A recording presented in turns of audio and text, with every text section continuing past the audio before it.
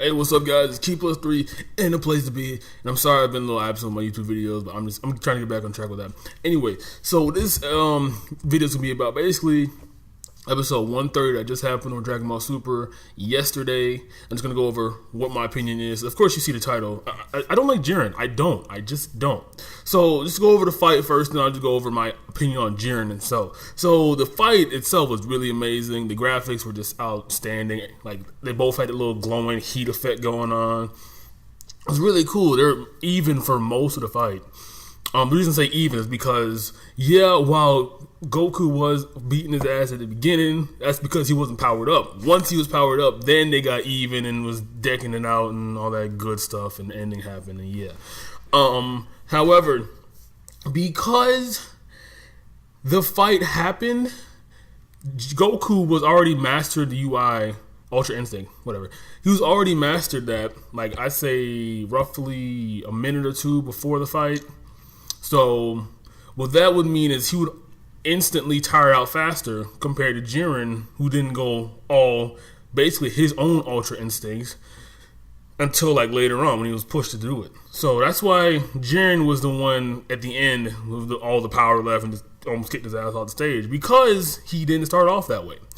And since Goku, his first time mastering Ultra Instinct, he had a huge backlash. Basically, it was like almost a rebound, pretty much. Like, it's what happened when he, not mastered, but when he attained Ultra Instinct the first time, his body shut down because he wasn't used to it. Once he did get used to it, he was just able to maintain it for longer. He even mastered it at some point. So if he's able to do that again for episode 131, which they probably will let him do it, then he'll beat JIREN and then they'll win. That's my opinion on that. It's just straight up. But JIREN himself. So JIREN, oh my god, they could have done so much with him. They could have made him pretty much hit in general. They could have just gone that route, and I would have been fine with it. However, they fucked up JIREN so bad. So when JIREN was introduced, he was just this quiet ass, strong bulk of muscle that nobody could beat whatsoever. It got to a point where like he was just flexing, meditating in the middle of the battle stage, where everybody else was fighting. When there was like 5 universes left, he was just like, let me just sleep right here. Like, he was that strong, And then, of course, Vegeta fought him. He was flexing like, oh, you're nothing to me. And my thing about that, though, is, like, his backstory. I don't know why they brought his backstory of his parents dying. It was the most generic, bland backstory of all time. It really triggered me. They could have literally, because we don't know anything about Hit. We know nothing about Hit at all, other than the fact that he kills niggas for money. That's pretty much it. So if they were just left like that for JIREN, or just follow the manga route where he was basically a hero, like a hero for real, not this fake hero stuff, I would have been cool with that. But when JIREN just gets pissed off and just tries to just destroy the entire stand of all universe 7 survivors left in the stands and all the angels, and I'm like, why are you doing this, man? Come on. You don't even know what you're doing. Like, it's getting to a point like he doesn't even know what he's mad at anymore. Like, is he mad because he's losing? Is he mad because his parents died? Is he mad because I don't even know, like, why is he mad all the time? Like, really? It's big bulk of muscle. You're supposed to be quiet. Stay quiet. Come on, man. But yeah, that whole, when he was about to power up, the whole motive him supposed to be powering up was because he saw his parents die. He didn't want to lose again because he didn't want to lose his parents again. But my man's like that wasn't that important. We didn't need to know that. All that had to be done in that moment was like, I want to lose, and then you just power up there. You didn't have to bring up, oh, not again, because that is really annoying. Why are you bringing up your parents when nobody cared about them? Nobody asked for this backstory for JIREN, man. Nobody did. But yeah, that triggered me too. But the fact that JIREN was holding his own against supposedly the best form of all time, that just makes me think, what the hell is JIREN? If God of Destruction Toppo, is basically on par with a God of Destruction. I mean, it's pretty obvious right there. He is a God of Destruction, and he's second fiddle to Universe 11. Then what the hell is JIREN? What is he supposed to be? I don't want to give all that power to someone that's that emotionally unstable. Like, I really don't. It just sounds a terrible idea. But yeah, that whole parents' backstory really triggered me. But the fact that Goku, you know, he did suffer some backlash right when he was about to give Jiren some energy, because that was going to happen there. He was going to give Jiren energy because that same glow was the same glow he had against Frieza earlier in the episode. I think it was like 109 or whatever. I don't remember exactly. But yeah, he was going to give Jiren energy and probably kick him off stage or something like that. But technically speaking, Goku won that fight. So yeah, but they wanted to implement Frieza in 17, and basically I think what they wanted to do was bring back UI Goku for the finisher. Because if they just finish it at 130, what the hell is 131 going to be? Filler?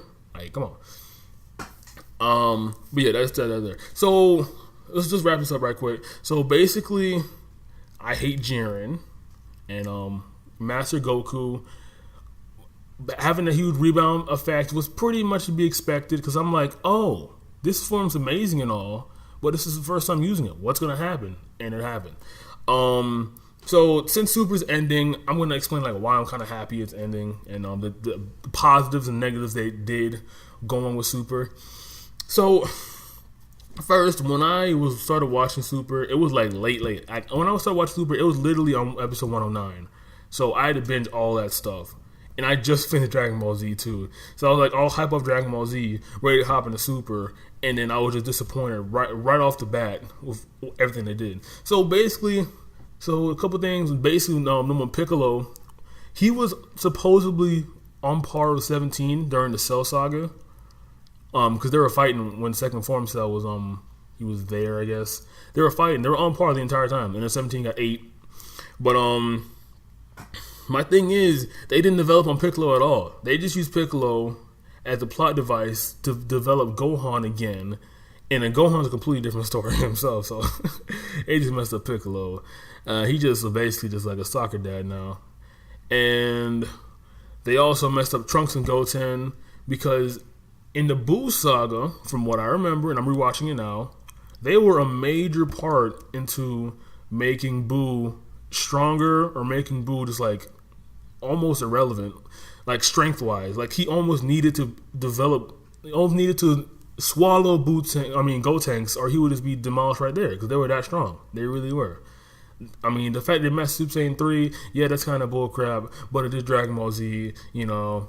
I mean, I'm on the fence, but that's a different video by itself. So they didn't develop on Gotenks or Goten and Trunks, or they didn't let them grow at all. That really sucks. Also negative too is Gohan himself. They activated his powers, made him say, oh, I'm going to attain a new form. Made him fight Kaioken Goku, supposedly the strongest Goku at the time. And he was even with him. Comes to tournament power, gets knocked out by knockoff beers. So that's really trash. And yeah, it's basically my problem with Super here. But there are some good points to Super too. So Super itself, the fact that they made Vegeta more into a likable character, I really love that. Made him into a more of a parent type character, passionate but strong as hell. He still had his arrogance about him, but he was nice in a human sense. And they also developed on Goku's relationship with everybody, if that makes sense. You know, he wasn't just a brute. He never was just a brute, but it got to a point in Dragon Ball Z where this man just, all he was doing was dying and never coming back. So I guess him always staying there was pretty nice, I guess, you know. And seeing the relationship with him between Frieza and Goku, that's also nice. And 17 and Goku, since they never actually met, that was also nice as well. Seeing Krillin and Android 18 with their kid, that was kind of adorable too. And the whole Super Saiyan Rose, that was really fire. But yeah, there are definitely pros and cons to Super, but Super is not better than Dragon Ball Z in no shape or fashion. There's just too many flaws in Super that just won't compare to Dragon Ball Z. I'm not saying this because Dragon Ball Z has nostalgia factor on me. I'm saying this because I binge watched pretty much both of them around the same time, and to where I'm at right now, Super, it just is not as good as Z. It just, that's a fact right there. So at the end of the day, though, Jiren is a terrible character. He's just a lump of muscle who's just there for Goku to get stronger off of. And if there's no spin-off series, he can just flex his UI instinct and be like, yeah, Jiren was a strong character back in the day. And they can just reminisce like they did in Super fillers. But yeah, pretty much basically it. If you have any more questions, concerned, just comment down below and tell me what you think about this. And if not, that's it. Have a nice day.